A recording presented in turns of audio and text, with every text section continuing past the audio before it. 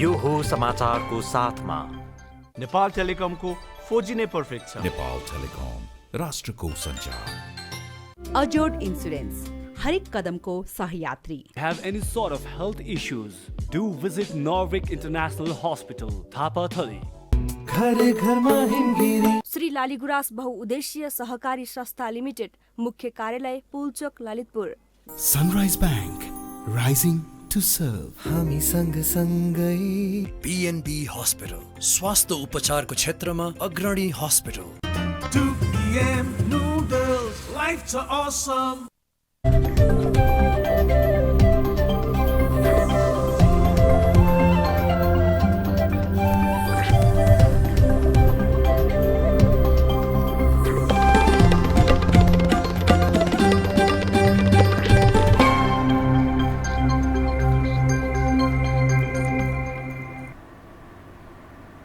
नमस्कार, यो हो समाचारमा स्वागत छ। म दिपेश घिमिरे। म अपेक्षा तिमिल सेना। सुरु गरौँ अहिलेसम्मका प्रमुख समाचारबाट।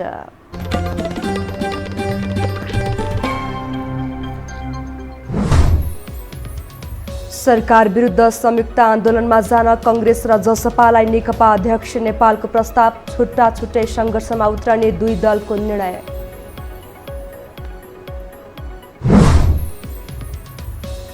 दुई चिरा परेको नेकपामा अझै एकताको आश।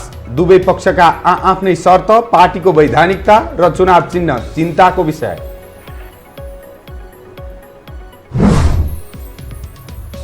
कोरोनाले नेपालमा थप 8 जनाको मृत्यु। काठमाडौँ उपत्यकाको वायु प्रदूषण जनजीवनका लागि घातक तहमा पुग्यो।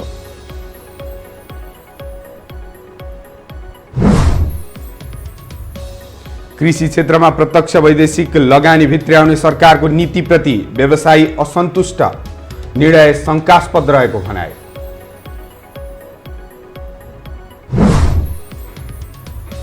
र पल्सर स्पोर्ट्स अवार्ड अन्तर्गत 4 विधाको मनोनयन सार्वजनिक। वर्ष पुरुष महिला युवा खेलाडी र प्रशिक्षक विधामा छनौट।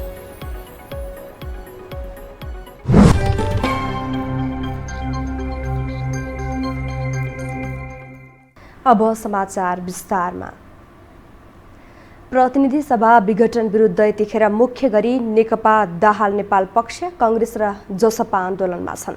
नेकपा दाहाल पक्ष अन्य दुई दललाई लिएर आफ्नो नेतृत्वमा सङ्घर्ष गर्न चाहन्छ।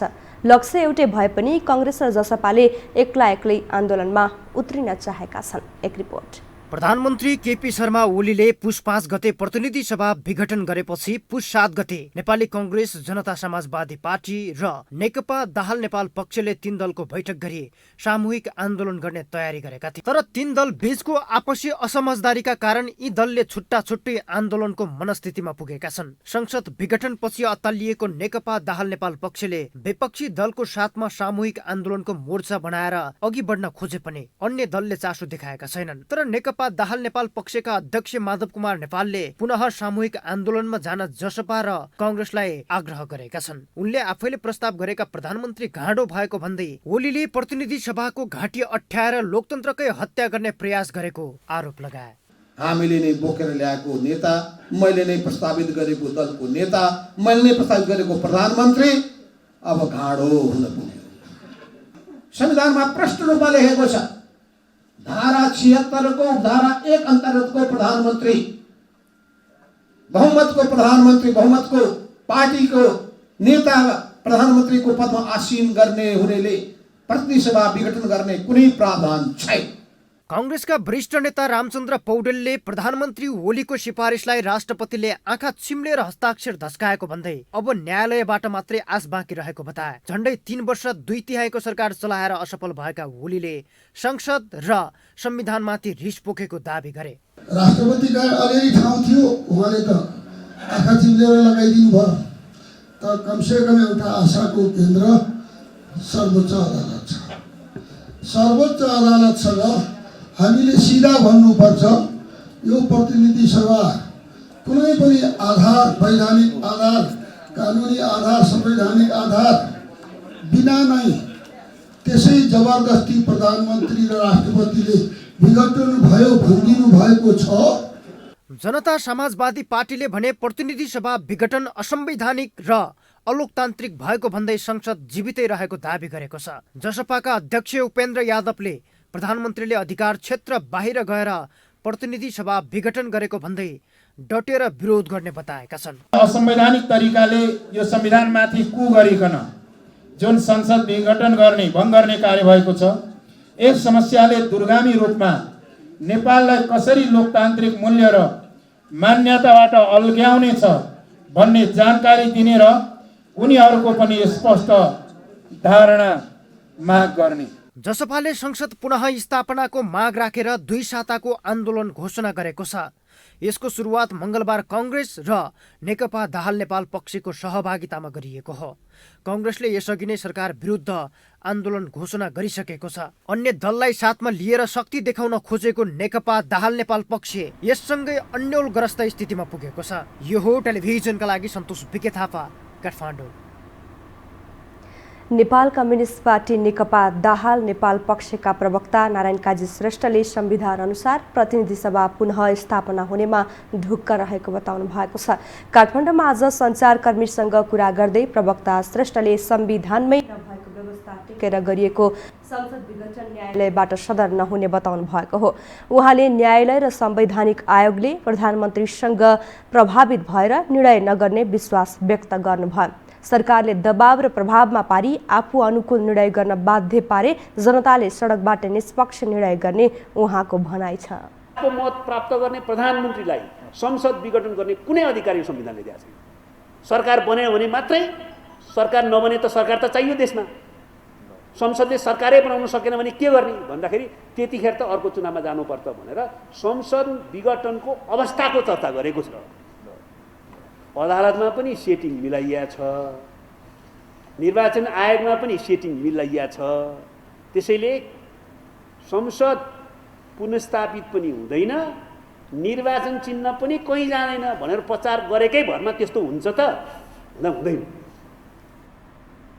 प्रवक्ता श्रेष्ठले पार्टीको आधिकारिकता र चुनाव चिन्ह सूर्य आफूहरूले पाउनेमा दुविधा नरहेको बताउनु भयो। उहाँले प्रतिनिधि सभा विघटनको कदम पूर्ण रूपमा नसचिएसम्म सङ्घर्ष जारी राख्ने पनि बताउनु भयो। नेकपा दाहाल नेपाल पक्षका नेता योगेश भट्टराईले परिस्थिति अनियन्त्र मोड्न प्रधानमन्त्री पक्षधरले जनताको बहुदलीय जनवादको कुरा उठाएको बताउनु भएको छ। काठमाडौँमा आज सञ्चारकर्मीसँग कुरा गर्दै नेता भट्टराईले प्रधानमन्त्री केपी शर्मा ओलीले आफ्नो कमजोरी ढाकछोप गर्न पूर्व एमालेको छाता उडाएको बताउनु भएको हो। उहाँले जनताको बहुदलीय जनवाद र 21औं शताब्दीको जनवाद परिमार्जन गर्दै समाजवाद उन्मुख जनताको जनवादलाई कार्यक्रम बनाइएको भन्दै यसमा नअल्मलिन आग्रह गर्नुभयो। पूर्व एमाले र पूर्व माओवादीको कुरा उठाउँदा मुलुक 2062-63 अघिको अवस्थामा पुगी द्वन्द्वमा जाने उहाँको भनाइ छ। माओवादीको 10 वर्ष सशस्त्र जनयुद्धलाई पनि शान्तिपूर्ण ढङ्गले त्यसको समाधान गर्दै हामी यहाँसम्म आएका हौँ। वृहत शान्ति सम्झौता त्यसको साक्षी छ। अन्तरिम संविधान हुँदै हामी यहाँसम्म आएको पनि साक्षी छ। त्यसैले यो समाजलाई पछाडि धकेल्ने कुरा हो पूर्व एमाले भन्ने कुरा। नेता भट्टराईले प्रधानमन्त्री ओली प्रतिगमन तथा प्रतिक्रान्तिको कित्तामा उभिएको पनि आरोप लगाउनु भयो।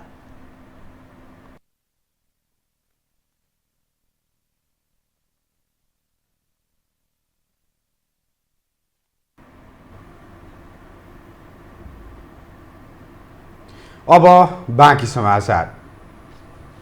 घोषणा हुन बाँकी रहे पनि सत्तारूढ नेकपा अहिले 2 चिरामा बाँडिएको छ। दुवै दलका अध्यक्ष सहित शीर्ष नेता पानी बाराबार गरिरहेको अवस्थामा केही नेता भने एकता जोगाउन सकिन्छ कि भन्ने झिनो आशामा रहेका छन्। एक रिपोर्ट। नेपाल कम्युनिस्ट पार्टी नेकपा फुटको औपचारिक घोषणा हुन बाँकी नै रहेका बेला पार्टी एकतालाई बचाउन दोस्रो र तेस्रो तहका नेताहरूको भूमिकालाई चासोका साथ हेरिँदै आएको छ। एकता हुँदाको मुख्य सिद्धान्तमा टेकेर पार्टीलाई अगाडि बढाउन नेताहरू शङ्कर पोखरेल, घनश्याम भुसाल, विष्णु रिमाल, टुबबहादुर रायमाझी, जनार्दन शर्मा, शक्ति बस्नेत, वर्षमान पुन, सुरेन्द्र पाण्डे र योगेश भट्टराई लगायतका नेताहरूले सक्रियता देखाए पनि असफल बने। तर यसअघि विवाद मिलाउन निर्णायक मानिएका हुने नेताहरू अहिले गुटगत राजनीति र कुन पक्षलाई बलियो बनाउन सकिन्छ भन्नेमै केन्द्रित रहँदा पार्टी एक हुने सम्भावनामाथि तुषारापात भएको छ। पार्टी दुई टुक्रा भइसकेको र जनस्तरमै त्यसको असर परिसकेको अवस्थामा पनि पार्टी एकता कायमै रहेको दाबी गर्न भने नेताहरू छाडेका छैनन्। एकताबद्ध हुने कुनै सम्भावना देखा परेछ भने हामी सबैभन्दा बढी खुसी हुनेछौँ। तर एकीकृत पार्टीको स्वरूप अहिले पनि कायम छ। त्यो विचारमा, त्यो राजनीतिमा, त्यो भावनामा र त्यो सङ्गठनात्मक स्वरूपमा त्यसलाई सुदृढ गर्न हामी दृढतापूर्वक अगाडि बढ्नेछौँ। जसले यो पार्टी समूल रूपमै एकीकृत भएर जाओस् भन्ने चाहना राख्नु भएको छ त्यसलाई हामी स्वागत गर्छौँ। हामी पनि त्यसको पक्षमा छौँ। अहिले ओली पक्षका कतिपय नेता आरोपपत्र फिर्ता र चुनावमा जान तयार भए एकताको सम्भावना कायमै रहेको बताउँछन्। तर दाहाल नेपाल पक्ष संसद पुनः स्थापनालाई लिएर सडकमा आएको छ। दुवै पक्ष एकअर्काप्रति आरोप प्रत्यारोप र नेता तानातानको श्रृङ्खलामा सक्रिय छन्। तर दुवै पक्षको तानातान बीच कतै समर्थन नजनाएका नेता वामदेव गौतम भने पार्टी एक हुने सम्भावना कायमै रहेको बताउँछन्। उनले पार्टीलाई विभाजनबाट बचाउन देशभर अभियान नै सुरु गरेको दाबी गर्दै आएका छन्। नेकपा एकता अभियान त्यो म सङ्गठित रूपमै अगाडि बढाउनेवाला छु। एउटा चाहिँ जिज्ञासाको विषय बनाएको छ। म किन बोलिरहेको छैन किनकि म यसरी चुप लाग्ने मानिस होइन। तर म पार्टी एकताको पक्षमा पार्टी एकता गर्ने एउटा प्रमुख व्यक्तिको हैसियतले लागिरहन पर्छ भनेर म अन्तिम बेलासम्म लाग्छु। जब यो सम्भावना सबै हिसाबले समाप्त हुन्छ अनि त्यसपछि मैले बन्द गर्छु। एकताको प्रक्रिया नै पुराना भई विभाजन भएपछि अहिले दुवै खेमालाई पार्टीको वैधानिकता र चुनाव चिन्हको मुख्य चासो छ। नेपाली कम्युनिस्ट पार्टी स्थापनाको 71 वर्षीय इतिहासमा 13 वर्षसम्म विवाद, त्यसपछि फुटमा सीमित छ नेपालको कम्युनिस्ट आन्दोलन। यसर्थ ओली दाहाल पनि एक होलान् भनेर विश्वास गर्ने आधार न्यून छ। यो हो टेलिभिजनका लागि क्यामेरामा सञ्जय घिमिरेका साथमा सन्तोष भिके थापा, काठमाडौँ। प्रतिनिधि सभा भङ्ग गर्ने प्रधानमन्त्रीको कदम विरुद्ध परेको रिट सर्वोच्च अदालतको बृहत पूर्ण इजलासबाट सुनवाई माग गर्दै आज 12 जनाले निवेदन दिएका छन्। नेकपा दाहाल पक्षका देव गुरुङ, अधिवक्ता कञ्चन कृष्ण नेउपाने, वरिष्ठ अधिवक्ता दिनेश त्रिपाठी लगायत 12 जनाले आफूहरूले दिएको रिटको सुनवाई बृहत पूर्ण इजलासको माग राखेर निवेदन दिएका हुन्। उनीहरूले संविधानको धारा 128 अनुसार सुनवाई होस् भनेर निवेदन दिएको बताएका छन्।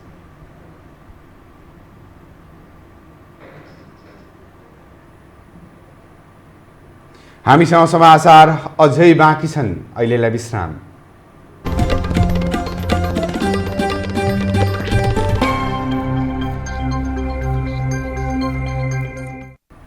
विश्रामपछि स्वागत छ। अब बाँकी समाचार। नेपालमा कोरोना संक्रमणले थप 8 जनाको मृत्यु भएको छ। यससँगै देशभर संक्रमणबाट ज्यान गुमाउनेको संख्या 1893 पुगेको छ। स्वास्थ्य तथा जनसङ्ख्या मन्त्रालयका अनुसार 24 घण्टा यता 522 संक्रमित थपिएका हुन्। 4551 जनाको PCR परीक्षण गर्दा 338 पुरुष र 184 महिला संक्रमित पाइएका हुन्। यीमध्ये काठमाडौँ उपत्यकाका 232 जना रहेका छन्। काठमाडौँका 171, ललितपुरका 53 र भक्तपुरका 8 जनामा संक्रमण पुष्टि भएको हो। आज देशभर 578 जना संक्रमण मुक्त भएका छन्। हाल देशभर 5225 जना सक्रिय संक्रमित रहेका छन्। 342 जना क्वारेन्टाइनमा रहेका छन्। काठमाडौँ उपत्यकाको वायु प्रदूषण जनजीवनका लागि घातक तहमा पुगेको छ। वातावरण विभागले काठमाडौँ उपत्यकामा हिजोदेखि वायु प्रदूषण बढेको र अवस्था अहिलेसम्मकै उच्च तहमा पुगेको जनाएको छ। उपत्यकामा यसअघि वायुको गुणस्तर एयर क्वालिटी इन्डेक्स AQI अधिकतम 200 नजिक पुगेकोमा आज 300 नागेको विभागले जनाएको छ। चिसो, घाम तथा हावा नलागेका कारण वायुमण्डलमा भएका धुलो तथा धुवाका कण सतहको नजिक थिग्रिएकाले पनि प्रदूषण बढेको विभागको भनाइ छ।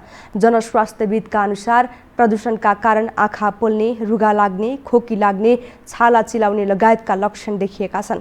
उनीहरूले दीर्घकालीन रूपमा मुटु, फोक्सो तथा मस्तिष्क हुने खराब असर देखिन सक्ने बताएका छन्।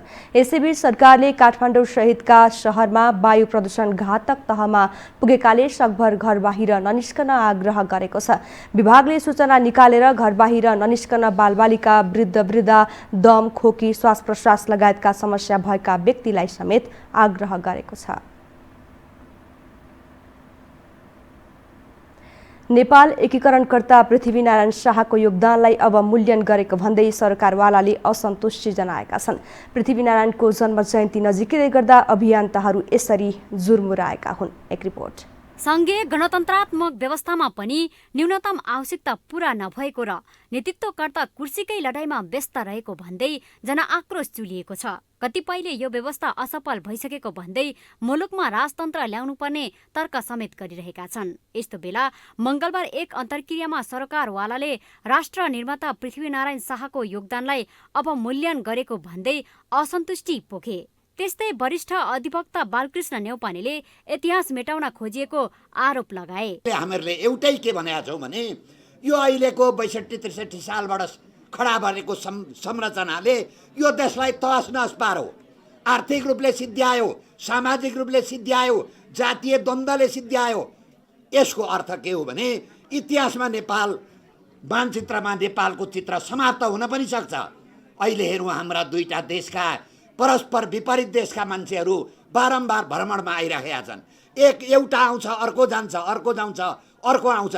सायद सिक्किमीकरणको तयारी त भइरहेको छैन। वरिष्ठ अधिवक्ता न्यौपानेले अहिलेको व्यवस्थाले देशलाई आर्थिक, सामाजिक, राजनीतिक र जातीय रूपमा कमजोर बनाइएको तर्क गरे। पूर्व प्रहरी नायब महानिरीक्षक रमेश खरेलले पनि राष्ट्र निर्माताको रूपमा पृथ्वीनारायण शाहलाई राज्यले सम्मान गर्नुपर्ने धारणा राखे। उहाँले यो जग मजबुत जग बसाएको हामीले बिर्स्यौं।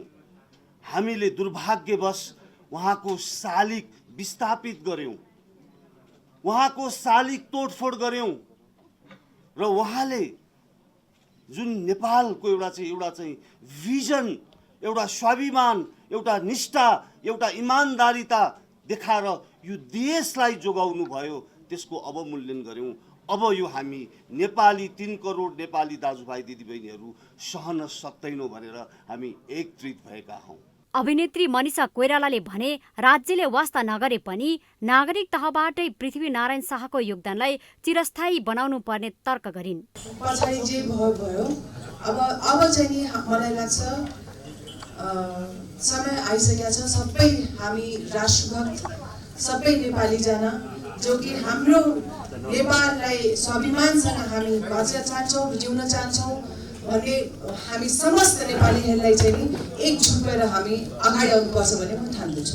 पछाडि जे भयो त्यो हामी बिर्सौँ। अन्तर्क्रियामा बोल्ने वक्ताले आउँदै गरेको राष्ट्रिय एकता दिवस भव्यताका साथ मनाउन आग्रह गरे। उनीहरूले पुस 27 सिंहदरबार अगाडि रहेको शालिग स्थलमा जम्मा भएर पृथ्वीनारायण शाहप्रति कृतज्ञता जनाउन आग्रह गरे। यो टेलिभिजनका लागि क्यामेरामा सिरज श्रेष्ठका साथमा लीलामाया ठटाल, काठमाडौँ। अब पालो आर्थिक समाचारको।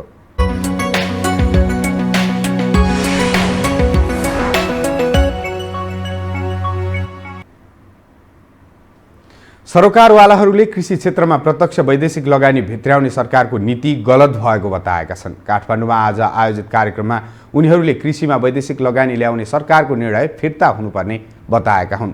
नेपाल डेरी एसोसिएसनका अध्यक्ष राधाकृष्ण सापकोटाले कृषिमा वैदेशिक लगानी भित्र्याउँदा देशको अर्थतन्त्रमा दीर्घकालीन असर पर्ने बताउनुभयो। दिएको अधिकारको दुरुपयोग गरी कृषिमा वैदेशिक लगानी ल्याउने गरी आएको निर्णयको गम्भीर असर ग्रामीण रोजगारीमा पर्न गई यस पेसासँग आबद्ध व्यवसायीहरूलाई नै मजदुर बनाउने र त्यसको लाभ विदेशी लगानीकर्ताको हातमा जाने। किसान अभियन्ता उद्धव अधिकारीले सरकारले शङ्कास्पद तरिकाले कृषिमा वैदेशिक लगानी ल्याउने निर्णय गरेको बताउनुभयो। प्रारम्भिक उत्पादनका लागि विदेशी लगानी ल्याउनै नहुने उहाँको भनाइ छ।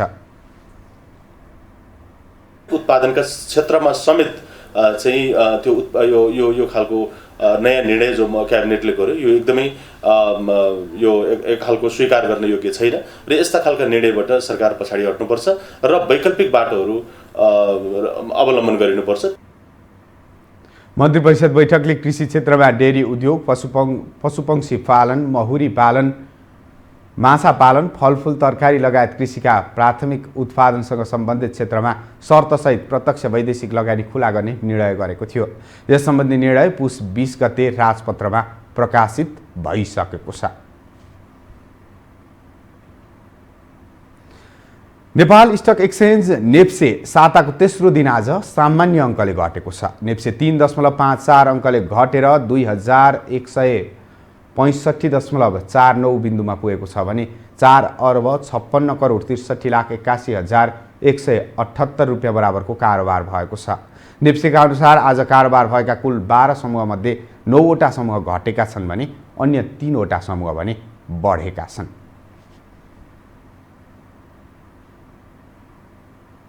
हामीसँग अन्तर्राष्ट्रिय र खेल समाचार बाँकी नै छन्। अहिलेलाई विश्राम।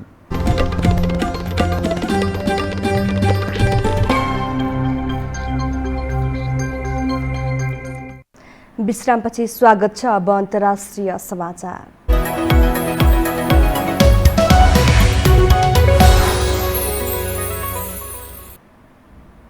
रुसबाट S-400 हवाई प्रतिरक्षा क्षेप्यास्त्र प्रणाली एयर डिफेन्स मिसाइल सिस्टम खरिद गर्न लागेको भारतमाथि अमेरिकाले प्रतिबन्ध लगाउने तयारी थालेको छ। अमेरिकी कङ्ग्रेसले आफ्नो प्रतिवेदनमा यो विषय समावेश गरेको अन्तर्राष्ट्रिय मिडियाहरूले उल्लेख गरेका छन्।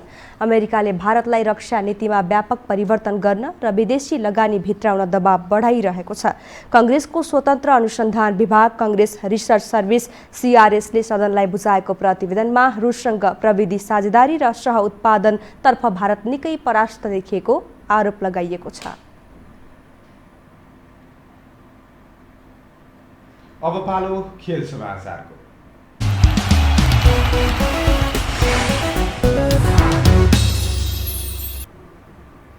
सत्रौं संस्करणको पल्सर स्पोर्ट्स अवार्ड अन्तर्गत 4 विधाको मनोनयन सार्वजनिक गरिएको छ। मंगलबार नेपाल खेलकुद पत्रकार मञ्चले एक कार्यक्रमको आयोजना गर्दै 4 विधामा मनोनित खेलाडी तथा प्रशिक्षकको नाम सार्वजनिक गरेको हो। मञ्चले वर्ष पुरुष महिला युवा खेलाडी र प्रशिक्षक विधाको मनोनयन सार्वजनिक गरेको छ। वर्ष पुरुषको मनोनयनमा पुरुष फुटबलका विकेश कुथु, एथलेटिक्सका गोपीचन्द्र पार्की, तेक्वान्डोका कमल श्रेष्ठ, करातेका मन्देकाजी श्रेष्ठ र गल्फका सुभाष तामाङ परेका छन्।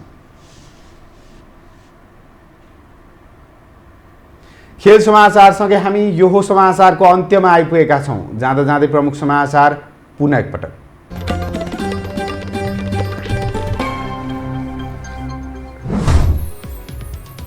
सरकार विरुद्ध संयुक्त आन्दोलनमा जान काङ्ग्रेस र जसपालाई नेकपा अध्यक्ष नेकपालको प्रस्ताव। छुट्टा छुट्टै सङ्घर्षमा उत्रिने दुई दलको निर्णय। दुई चिरा परेको नेकपामा अझै एकताको आश। दुवै पक्षका आफ्नै शर्त, पार्टीको वैधानिकता र चुनाव चिन्ह चिन्ताको विषय।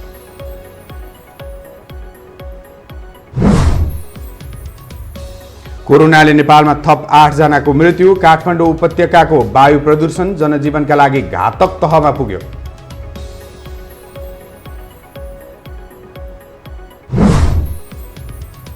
कृषि क्षेत्रमा प्रत्यक्ष वैदेशिक लगानी भित्राउने सरकारको नीतिप्रति व्यवसायी असन्तुष्ट। निर्णय शङ्कास्पद रहेको भनाए।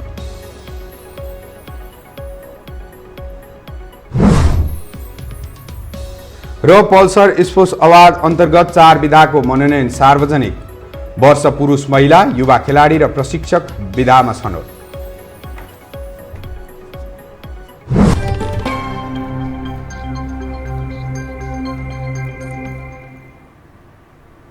हवस् त यो समाचार सकियो। समाचार बुलेटिनका साथै यो टेलिभिजनका सम्पूर्ण कार्यक्रम यो टेलिभिजन.com, यो खबर.com, युट्युब र फेसबुकमा पनि पढ्न र हेर्न सक्नुहुनेछ। मोबाइलमा यो टिभी एप डाउनलोड गरी हामीलाई प्रत्यक्ष हेर्न सक्नुहुनेछ। तथ्य सहितको निष्पक्ष समाचारका लागि यो टेलिभिजन हेर्दै गर्नुहोला। नमस्कार।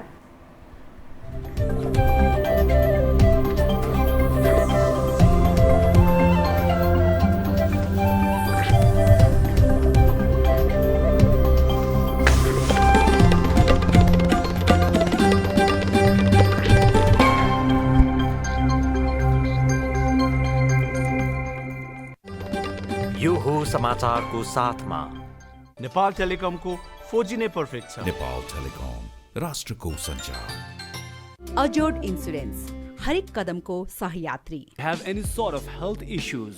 Do visit Norvik International Hospital, Thapatali. घरे घरमा हिमगिरी। श्री लालीगुराँस बहुउद्देश्यीय सहकारी संस्था लिमिटेड, मुख्य कार्यालय Pulchowk Lalitpur. Sunrise Bank, rising to serve. हामी सँगसँगै। PNB हस्पिटल, स्वास्थ्य उपचारको क्षेत्रमा अग्रणी hospital. 2PM noodles, life to awesome.